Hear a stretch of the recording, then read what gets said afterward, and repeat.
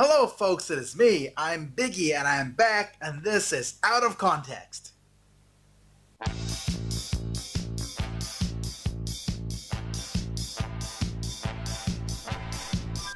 For those of you who don't know me, my name is Biggie. Well, not really, but that's the name I use online. And I do Let's Play videos on YouTube. The most effort-free videos you could imagine. Moderate success, 2,000 subscribers, 1 million views, something along those lines. But anyways, the question now becomes, what has brought this about? Why audition for a channel awesome thing? Or part / comedy video, not have to be review based, but I'm gonna make it review based anyways. Well, my question has always been, what kind of point of view, what kind of unique point of view can I contribute to you guys?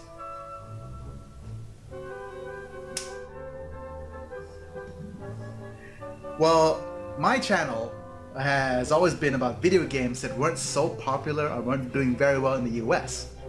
Well, it's not necessarily just to be about video games. Like, for example, this guy is relatively not unknown in the US. Mazinger Z, one of my favorite large robot characters ever. Whereas, this guy is more relatively well known to you, right? The Bear of Thunder, supposed to be funny but not really. Yeah. I was born and raised in a place called Thailand, where we get bombarded with culture, whether it be from the US, Japan, or more recently, Korea. Before the days of the internet, I grew up watching Thundercats alongside Dragon Ball Z. And as a kid, although I had known about the differences in styles, I had no idea what those differences can even mean. I was literally born out of context, hence the title of the series. Most reviews are based on opinions, whether something is good or bad, right or wrong.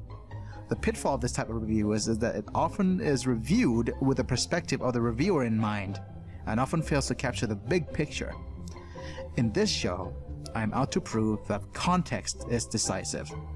Within an appropriate context, the bad can be good, what is wrong can be right, and even the most horrible films could be appreciated for what it is. So to start things off, I'm going to start off with one of my favorite's a strong word, one of my easily appreciable, if given the right context, movies, Hanuman and the 7 Ultramen, or as it's known in Japan, the 6 Ultra Brothers versus the Monster Army? Okay, so is it 7 or 6? Let's have a little bit of a background story. Japan had a booming sci-fi scene, pun intended, starting with Godzilla in the late 50s, and a myriad of other monster movies with all these special effects came about. And those monsters in those types of movies were essentially forces of nature. They were unstoppable, nobody could stop them, but they weren't particularly identifiable. And the creators of Ultraman said, how could we make a hero, or could create a hero that is more identifiable and more on our side? In came Ultraman, with humanoid features, Roswell alien-like eyes, and amazing martial arts moves. And they were really popular in the 60s. Spun sequels among sequels with newer characters, newer aliens, and they became one of the most popular cultural icons in Japan. On the other side is Hanuman. Originally a Hindu monkey god from India, he is a popular character in Ramayana, a Thai traditional drama, and is one of the most easily identifiable characters in Thai culture.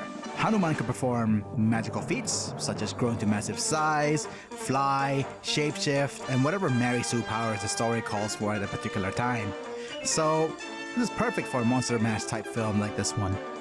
That being said, we're going to start off this review by reviewing it out of context, and then add context to the end of it, so to see if it actually adds anything to the movie.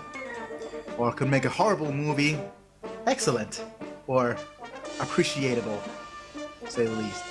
Well, this is Hanuman versus the 7 Ultramen. Ultraman. Let's go. After a brief history lesson on how we used to have 9 planets, we start the whole thing off with a blowjob. No, literally, it starts off with the god of wind blowing his seed into a woman's mouth, and BAM! Out pops a fully grown monkey god. You know, I never questioned that as a kid, but it's kind of obscene if you think about it. Then, after a very, very quintessentially title sequence, we're introduced to mankind's greatest enemy. Global warming!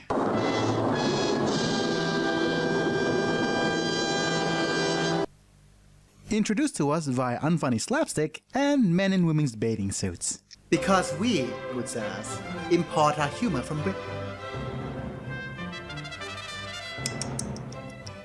And here we start the first act of our 3-act structure, which is the introduction to the protagonist. And let me say one thing. While not being culturally accurate in any real sense, I mean, we don't do rain dances, and we don't have children displaying our instruments all around, you know. But in the end, it's just such a well-captured cultural scene that just kind of like oozes Thai-ness, oozes exotic. And we just want to acknowledge on how well it's made, that's all. Good job, cinematographers. We then cut back to our super amazing, awesome science facility. You can tell it's amazing because of the amount of blinking lights in it, where they finally found a solution to combat global warming. Wow! I had no idea we found out a solution to global warming! And it's back in the 70s! What is it? การทดลองของเราครั้งแรกเนี่ยจะยิงจรวด1 ลูกนั่นเพื่อเป็นการตรวจสอบผลและฝนจะตกลงมาบ้างเล็กน้อย I think there's a bit of a flaw in your logic there, guys. We then cut to a bunch of bad guys stealing the heads of Buddhist statues. Yeah, that's a bad thing to do in any culture, but it's especially bad for us. Of course, they were spotted by our young protagonist, in which he immediately gave chase. Surely, given the situation, the bad guys could come up with a reasonable way to get away without anybody getting hurt.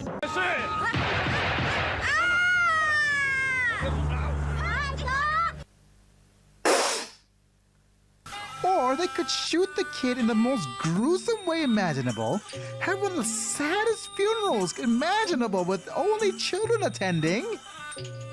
God, man, what is wrong with you?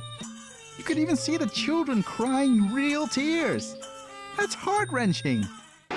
ณ ดวงดาว M78 ซึ่งพี่น้องอุลตร้าทั้งหมดอาศัยอยู่มีเจ้าแม่อุลตร้าแม่ของ6 ยอดมนุษย์ซึ่งนับถือสการะศาสนาพุทธคอยพิทักษ์รักษาความยุติธรรมของโลกและเห็นการตายของเด็กชายโกะโดยตลอดเด็กชายโกะเป็นเด็กที่กล้าหาญดูแลศาสนาเจ้าแม่อุลตร้าจึงทำการนำร่างของเด็กชายโกะมาสู่ดาว M78 เพื่อถอดวิญญาณของหนุมานใส่ให้กับร่างของเด็กชายโกะเพื่อคอยพิทักษ์รักษาความยุติธรรมของโลกต่อไป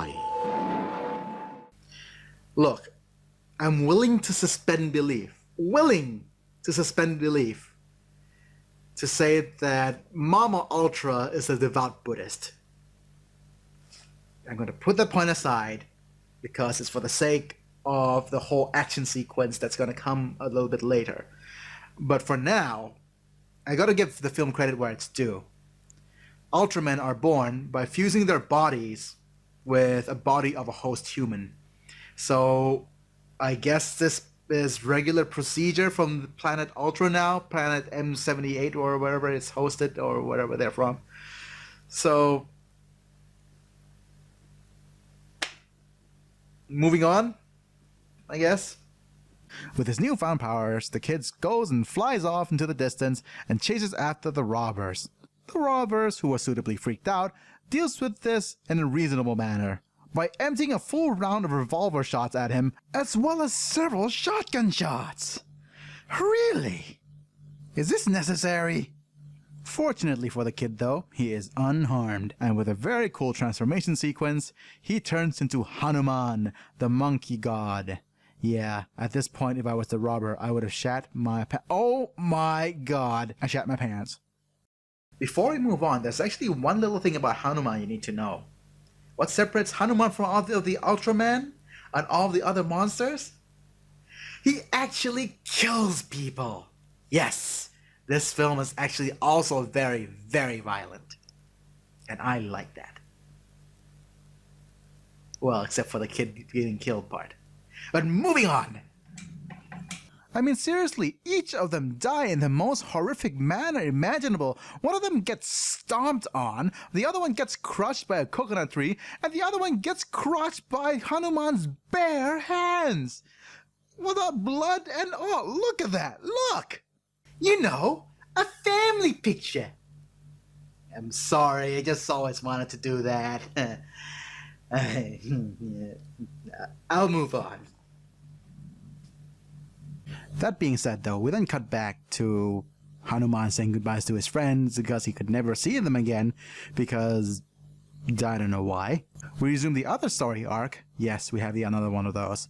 Of the scientist trying to launch his rocket to start rain to end global warming. I can't believe I'm saying that. We also discover that the two men in the beginning of the film were actually rocket scientists, and they are the pilots of these rockets. I guess at this point I'm trying to use anything to keep the audience's attention. What? Is there someone behind me? Miraculously though, the launch of the test rocket was a success. And in the end, the scientist decided to launch all of his rockets at once. What could possibly go wrong?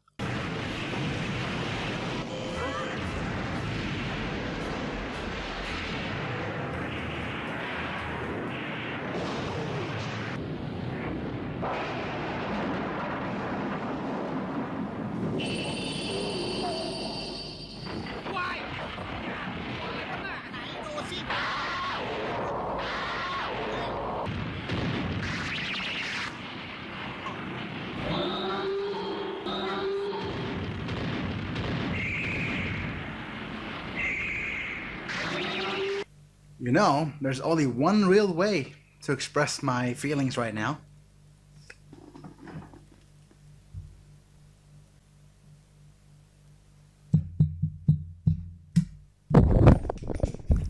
What the hell is wrong with you?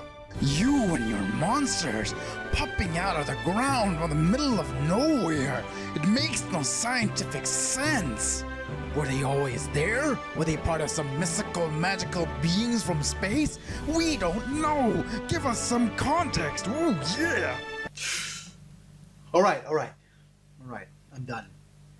Okay, I'm not doing that again. All right? Okay, let's put these down. Sorry about that. No promises, though. All right, let's continue. Now, putting all that aside from everything else we have to put aside, we are finally here. We're at the big monster mash. Man's technology versus the monster. Its futile attempts to stop the destructive force of nature, and its only hope. And how did it do? Was it everything we hoped for? Was the build-up worth it? Was it going to be the monster mash we wanted? Meh. I mean, for late 70s movies, the special effects weren't too bad. And I mean, the action was good. I mean, the choreography wasn't bad either. The first problem, of course, is that the Ultramen only show up at the last 20 minutes of the movie. Yes, last 20 minutes. And it's a not very fulfilling 20 minutes either. They just show up, do a couple of cartwheels and flips and stuff, and then they just help Hanuman finish the job. Which brings me to the second problem. Hanuman stole the show. It's supposed to be Hanuman and the 7 Ultramen. But Hanuman just finished all the enemies by himself. And for enemies he didn't finish by himself, they're all ganging up on the bad guys, and it looks like Hanuman and the Ultramen are bullies. But they're supposed to be saviors. Despite all of its flaws, I did say earlier in the review that given the right context, any movie, or anything, or any game could be appreciated. If not redeemed of its faults. And the context I'm going to give this movie, it's a bit obvious, really. It's not really an Ultraman movie. I mean, the company that got top billing here wasn't even Subaraya Productions, who created Ultraman. It was Chayo Productions, from Thailand. So this movie was produced in Thailand, and was released theatrically in Japan after Thailand. 3 years after, in fact. The head of Chayo Productions, Mr. Sompot, aka Mr. Sands, actually went to Japan to study filmography. He then came back to Thailand with the intention of creating monster mash type movies for Thai audiences. Some of his films include Ta Dien, where the two statues guarding the temples in Thailand start to fight each other across the Chao Phraya River. His breakthrough came, however, when he negotiated the use of some of the characters from Suburaya Productions for some of its Thai releases. Character like Jumborg Ace started going face to face with the giant in the aforementioned film. You could even say that this film is a fan-made tribute to the original Ultraman series. In a way, it's kind of moving to see that. Or we could say that he's leeching off the success of Ultraman by just buying the licenses and including them in his movies. Given his recent actions, I think it's more likely that that's the case.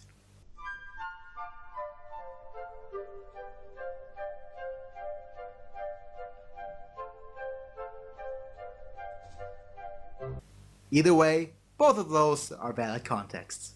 It's me, I'm Biggie, and I'll be back next time. See you guys in a bit. It's gonna go this way.